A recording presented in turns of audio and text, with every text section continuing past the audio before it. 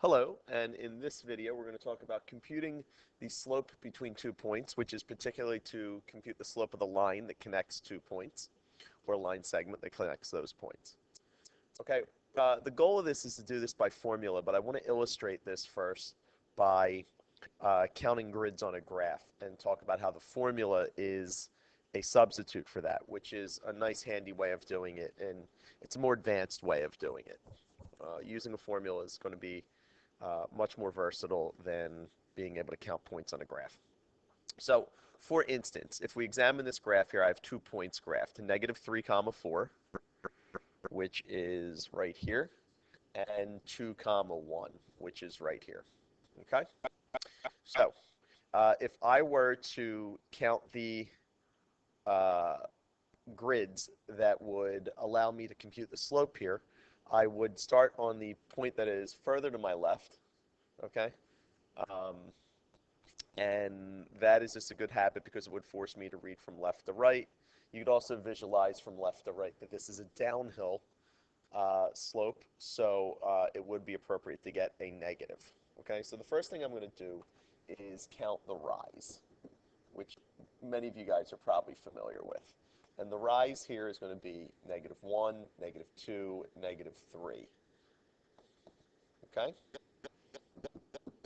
And then I'm going to count the run, which you're probably also familiar with, which is the movement in the horizontal direction, which is 1, 2, 3, 4, 5. Okay? And labeling that, kind of make what's called a rise-run triangle. And we see here that because the run is equal to 5 and the rise was equal to -3, that the slope is going to be equal to -3/5. Okay? Now, that being said, we're only going to now refer to the graph in showing that the formula gives us the same answer. Okay? This handy dandy formula up here for slope, okay, is, um, excuse me, I just had a little board malfunction. So this handy formula for slope here uh, is what we're going to use. Now, if you see that I tried to color code this, the y2 minus the y1 is going to compute the rise, okay? It'll compute that distance. Makes sense that it has subtraction because to compute the distance between two numbers, you do subtraction. And the x2 minus x1, excuse me, will compute the run, okay, which is the distance between the x's, okay? So it is basically going to compute the vertical change and the horizontal change between the 2 points separately, and then make a ratio by doing this division. Okay. So if we have these points, it's really a good habit to label them x1, y1, x2, y2. Okay, so we can match them up to the formula. Okay, so we have now that to use the formula, we write m, kind of a silly letter to use for slope, but it's been the traditional letter for it. It places well in the formula y equals mx plus b. That's where it's going to move towards. So we have m equals y2, which is 1, minus y1, which is 4, divided by x2, which is 2, minus x1, which is -3. And because it's a formula, I don't do any math, but I'm just setting it up in the first step. That's a great way to look at formulas. So the numerator here is going to give me 1 minus 4.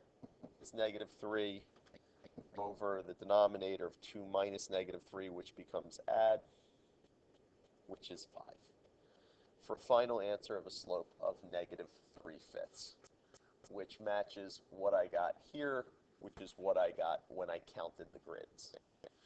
Okay? So, I'm going to do another example, and the next example is going to illustrate why a formula is better than counting grids. Okay? Because if we notice in this example here, I've got some really messy points, okay? And with messy points, you're not going to be able to count grids really easily because these points, if I've just estimated their graph for 1/3 and 1.4 and -7/5 and -0.5, they're estimates when I graph them for 1, so they're going to be a little off. Okay, but also you notice because they're floating around in the XY plane and not on grids, you're not going to be able to count. Okay, so the formula is very useful here. Okay, so again, great way to do it, x1, y1, x2, y2, when you are just going to make some labels.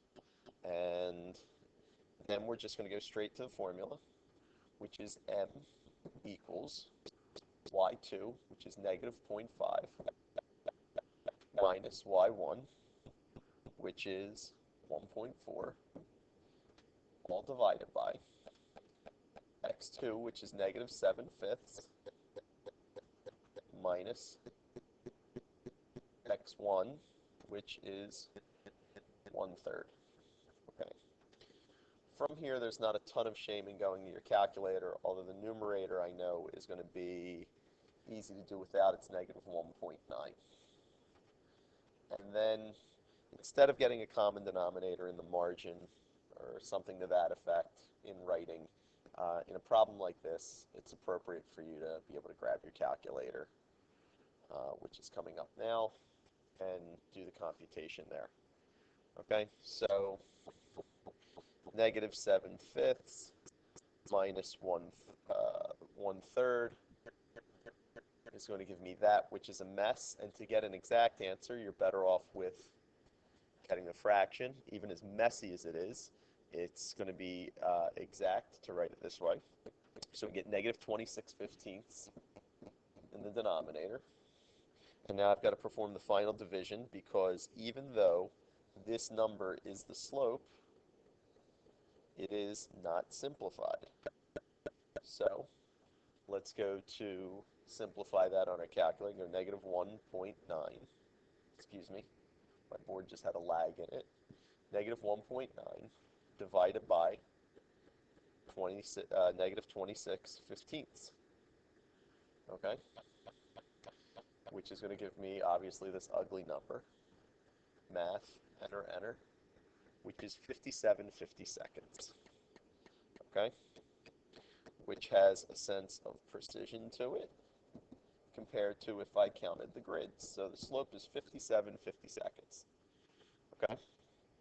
Now, that's all you need to know about a computing slope, but it's worth just kind of taking a quick look here. If you notice this decimal number we got, so it was really close to 1.